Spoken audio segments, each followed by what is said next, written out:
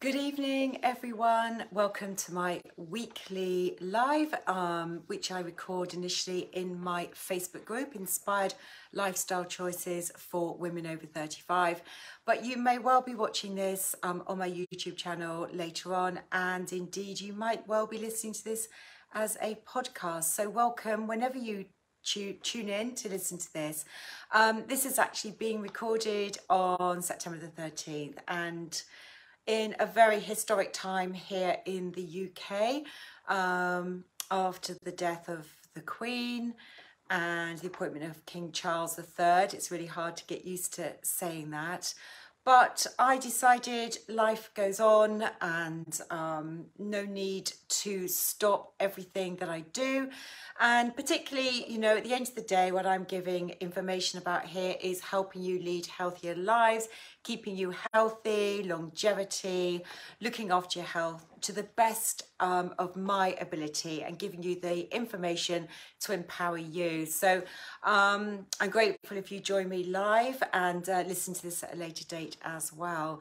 So today I have picked a topic about rice. It's National Rice Week, 12th to the 18th of September 2022 in the UK. So tonight I've decided to look at all aspects of rice and seven reasons why I consider this to be part of a healthy diet, why you should include rice in your diet, and what types of rice to include. Now, it's really important to bear in mind that you may wonder why I'm sort of extolling the virtues of rice. You know, it's a starchy carbohydrate. I go on a lot about the importance of balancing blood sugar, how imbalanced blood sugar leads to so many health conditions, part and parcel of weight gain and low energy, etc., etc. So why am I talking about rice tonight? Because it is mostly starch. It's got 30 grams of carbohydrate per 100 grams.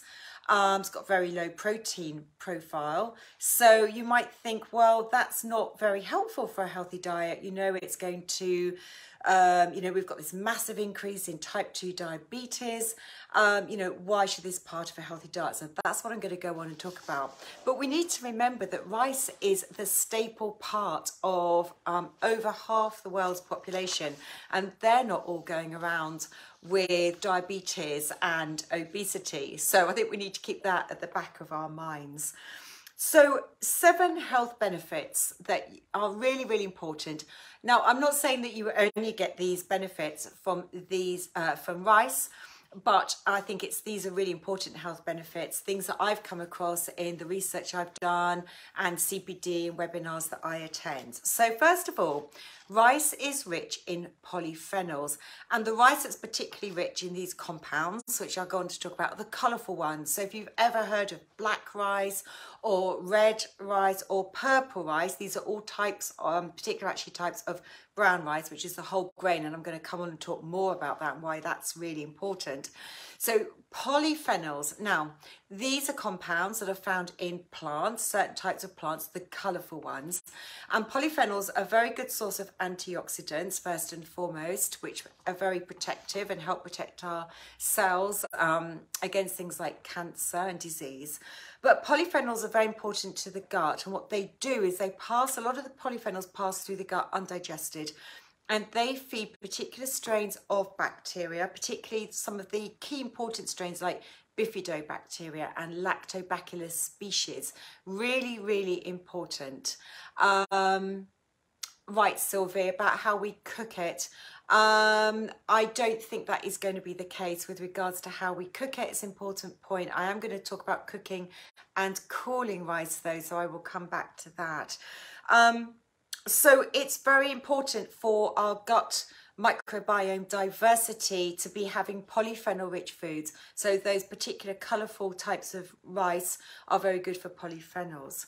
My first few points are all around gut health. The second point is around resistant starch. This comes on to cooking. Now, resistant starch was only discovered a few years ago. It was a new type of fibre that passes through the gut undigested, particular type of resistant starch, and it's particularly high in rice when it's cooked and cooled. Now, it doesn't matter how you cook rice, i.e. as in, you know, you boil rice and you drain the water, but I am going to talk about some other aspects with regards to prior to cooking it later on. Now, resistant starch, you can cook it and you can cool it and you can reheat it. At one time, that's considered to be all, you know, really dangerous to health.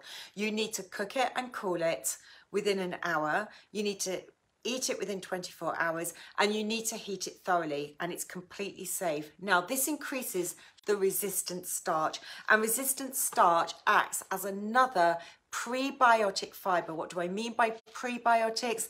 These are food and fuel for particular types of bacteria, and the ones in particular that feed off this resistant starch create a compound called butyrate. I won't go into any more complicated words than that, but butyrate then goes on to feed other bacteria. Hence, this is all part and parcel of creating this microbial diversity, healthy gut microbiome that we absolutely need to thrive and look after throughout our life. Butyrate also helps to lower gut inflammation, which you may not be aware that you may have, but unless you test for it. And it's also really important for that, the gut mucosal barrier. You know, the gut mucosal barrier is very, very important to protecting against leaky gut, which I spoke about a few weeks ago. And the mucosal barrier, again, helps certain strains of bacteria to thrive. They feed off that mucosal lining. So you can see here how, you know, the microbial, they help each other, they work synergistically together. But through this rice, whether it's this colourful rice or whether you cook and cool rice, other types of rice, and you reheat it, and it increases this resistant starch. But the resistant starch is higher in the brown varieties, and brown rice is what I'm going to come back to again and again through these 7 points that I'm going to talk about. So I don't think the cooking, Sylvie, has any difference in terms of the benefits I'm going to go on and talk about from its nutritional profile. It's naturally high in fibre, the brown rice. This is very important. Now, brown rice retains the germ and the, forgotten the word, what I was going to say. It retains, I can't find the word. Anyway, it's gone from me. Anyway, the brown rice is very high in fibre, and it's not found in the white rice, because when you process white rice, you take away that husk and the germ and the bran. That's what I was looking for. So you've taken that away, and that's where the fibre is found. And it's rich in soluble fibre and insoluble fibre. Now, these fibrous types are really important for keeping bowel regularity, cleansing the bowel wall, helping to eliminate toxins from the gut. So in the overall health of the gut, really important for helping to protect against inflammatory bowel disease and bowel cancer. So we need both soluble and insoluble fibre. And brown rice is very, very good at containing both of those, but not the white rice. That's why there's a massive difference between brown and white varieties. Rice is naturally gluten-free, so if you're looking to reduce your intake of gluten in your diet, for some people, they can be a bit intolerant to gluten. Gluten can be very hard to digest. Some people are more intolerant to it than others. So not necessarily completely taking gluten out of the diet, but if you're looking for ways to cut down on gluten, think about having some brown rice in your diet rather than other wheat-based products, particularly things like pasta, pizza, pastry, all those types of things that are all wheat-based. And so rice is a good alternative there instead of having gluten. Now, the soluble fibre in brown rice, and certainly soluble fibre is found in other things like oats, but very, very good at helping to excrete excess cholesterol from the body. Part and parcel of what happens through the liver is cholesterol passes through the gut, and some of it will get reabsorbed. But if there's soluble fibre in the gut, then some cholesterol binds to the soluble fibre, excretes it from the body. So if you're trying to manage cholesterol levels and keep it in a healthy ratio, then having enough soluble fibre in the diet is very beneficial. Again, it's got to be the brown rice variety and not the white one to get the soluble fibre. Now, from its nutritional point of view, this comes back to the brown rice, not the white rice. It's got a it's got a fantastic nutrient composition in the brown rice, because these nutrients are found in the husk, and which is stripped away with the white rice. So it's very rich in magnesium, potassium, phosphorus, B vitamins, selenium, and iron, and so you're not going to find those in the white versions. So great. I mean, particularly magnesium. I looked up this, and a portion of rice, a typical portion of brown rice, will have about 25% of your daily requirement for magnesium, and I find most people don't get nearly enough magnesium in their diet. And from another nutritional aspect, whilst it's a low source, it does contain some protein, the brown rice, quite low. A typical serving will have about 5 grams of protein. Now, whilst I say that most main meals should have 15 to 20 grams of protein per main meal, and this only has 5 grams, particularly if you're a vegan or vegetarian, it goes some way towards providing your protein intake, which becomes a little bit more difficult if you're following those types of diet and you don't have meat or fish in your diet. Now, in terms of what's best to choose, I think you can gather from what I'm saying that brown rice is the best for its gut health benefits and it's for its nutritional profile. But choosing brown rice with its high fibre content helps to slow the speed with which the starches are broken down into simple sugars. So going back right to the start, we talked about the fact that it's a high starchy food, and you know, we're always thinking, or should be thinking, about how we best balance our blood sugar levels. So the fibre helps to slow the speed that the starches are broken down into simple sugars, so that we get more of a drip feed of the glucose going into our bloodstream. That's really important.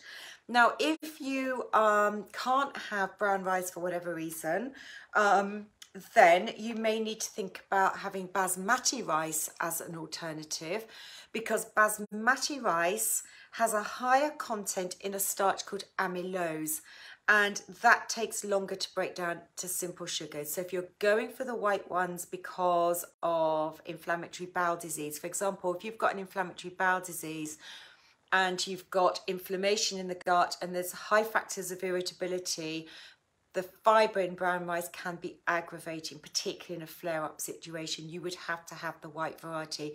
So if you're having the white variety, basmati rice is the best version in terms of helping to keep blood sugar levels a little bit more stable, because it's slower to break down into simple sugars compared to some of the other white rice, like the sticky rice that you often find in Asian cultures. Now, some factors to just bear in mind with rice. It can be high in a compound called phytic acid, as can wheat. Now, what does phytic acid do? If there's a high content of phytic acid, it can bind to minerals and things like iron and calcium and zinc, even a little bit of the magnesium that it's naturally high in. It binds to these minerals and it can excrete them from the body. But the way you can lower the phytic acid levels quite successfully is you can soak rice and you can rinse it and then you can cook it. So that's another factor in terms of its preparation that you might want to bear in mind. Now, without wanting to alarm you, because this doesn't just apply to rice, but we have to think about heavy metals in our foods. We can't go through life avoiding all these foods that might have heavy metals or, you know, pesticides and herbicides. You know, it's a factor that we need to bear in mind, but we need to think about how we can lower our exposure to it.